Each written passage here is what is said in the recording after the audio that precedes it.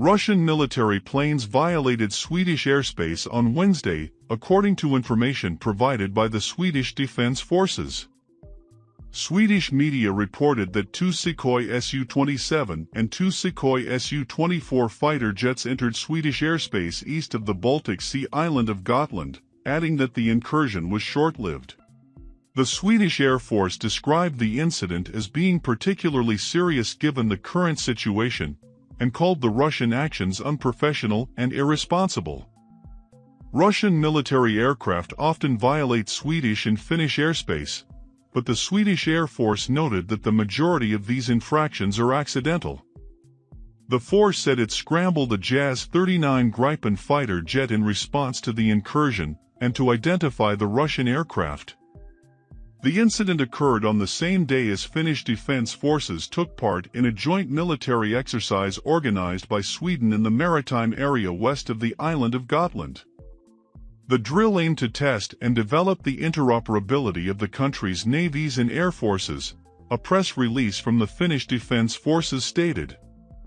Swedish Defense Ministry said, "The Russian violation of Swedish airspace is of course completely unacceptable. It will lead to a firm diplomatic response from Sweden.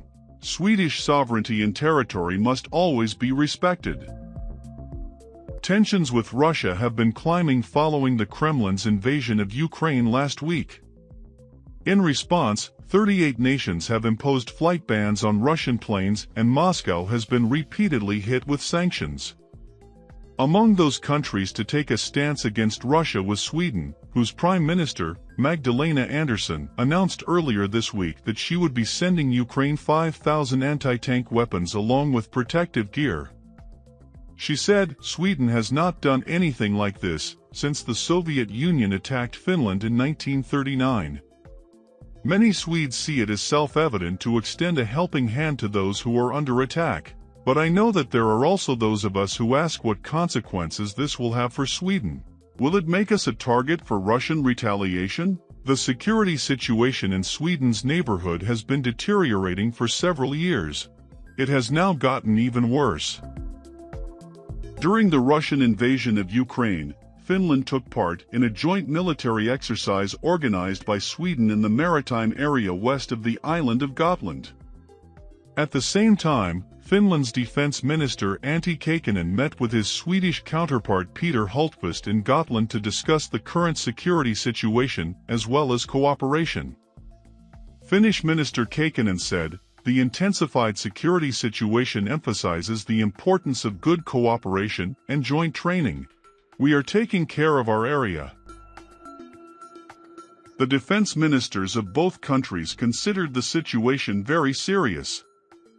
Swedish Minister Hultqvist said, "It's startling. Russia has launched its first major offensive war in Europe since World War II. It is a violent insult to the Ukrainian nation and democracy.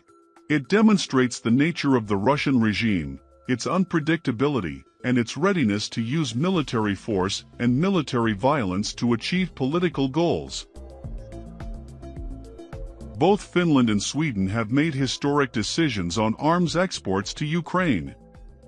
Finland will deliver 2,500 assault rifles, 150,000 cartridges for the rifles, 1,500 single-shot anti-tank weapons, and 70,000 combat ration packages to Ukraine. Similarly, Sweden will send 135,000 field rations, 5,000 helmets, 5,000 body shields, and 5,000 anti-tank weapons. Apparently sensing a shift among its Nordic neighbors, the Russian Foreign Ministry last week voiced concern about what it described as efforts by the United States and some of its allies to drag Finland and Sweden into NATO, and warned that Moscow would be forced to take retaliatory measures if they joined the alliance. On the other side, the Citizens' Initiative demanding that Finland apply for membership of the NATO military alliance has reached the required 50,000 signatures and will move to Parliament. The initiative, calling on authorities to apply for NATO membership under its obligation to constitutionally protected human rights, was launched on February 25 and reached the 50,000 thresholds in just under 1 week.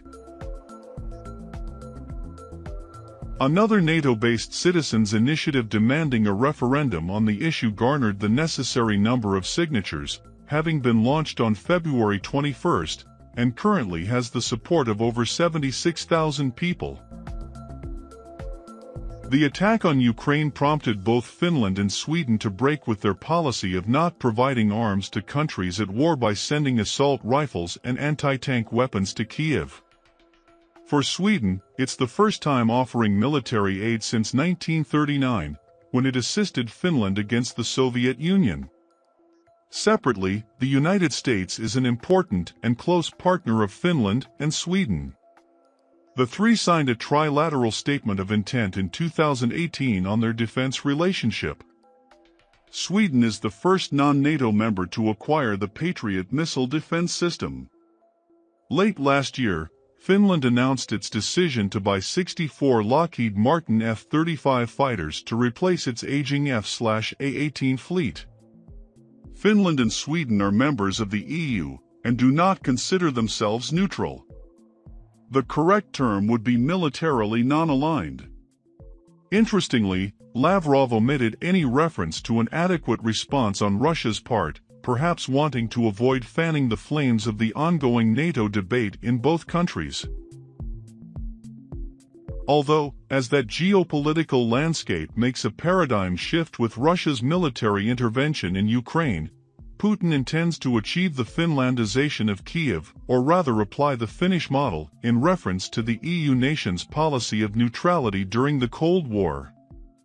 France's President Emmanuel Macron, ahead of the diplomatic talks with Moscow, suggested that Finlandization might be one of the models on the table to be negotiated with President Vladimir Putin. A de facto neutral status of Ukraine, on principles of Finnish model, could take away Putin's perception of being encircled by NATO. New York Times columnist Thomas Friedman suggested. NATO, however, asserts a differing stance on Ukraine being a neutrality buffer zone like that of Finland and Sweden's Cold War policies. In the post-Cold War era, Russian President Vladimir Putin fears that the Finnish-Soviet relationship during the Cold War may be shattering, and the two EU nations that share the border with Moscow may no longer shut out the Western military alliances or NATO cooperation, toppling the Finnish model that kept the hierarchical relationship between Soviet, Sweden, and Finland relatively stable. Finnish neutrality was guaranteed by the 1947 Paris Peace Treaties that mentioned the EU nation could not be a member of NATO. But as the Ukrainians desire integration with NATO and the West, soon Finland and Sweden might spin the table, posing a serious challenge to Russian security. Both countries put an end to traditional neutrality by joining the European Union in 1995 and deepening cooperation with NATO. However, a majority of people in both countries remained firmly against full membership in the alliance until Russia's aggression against Ukraine.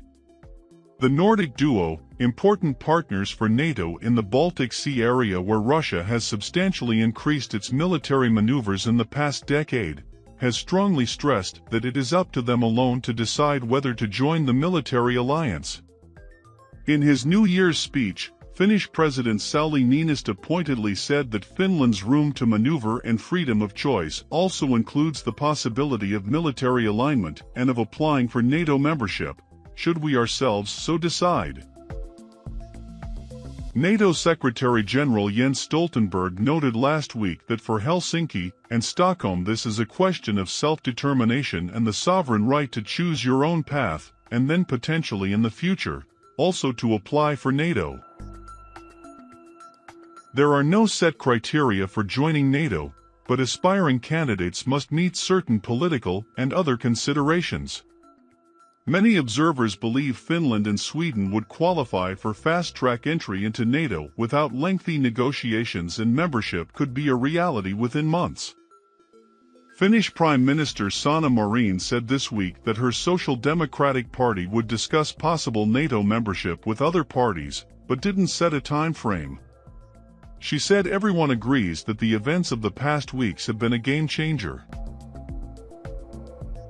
Sweden and Finland see cooperation with NATO as strengthening the regional stability in Northern Europe. Both countries are ready to deepen their political and defense cooperation with the organization.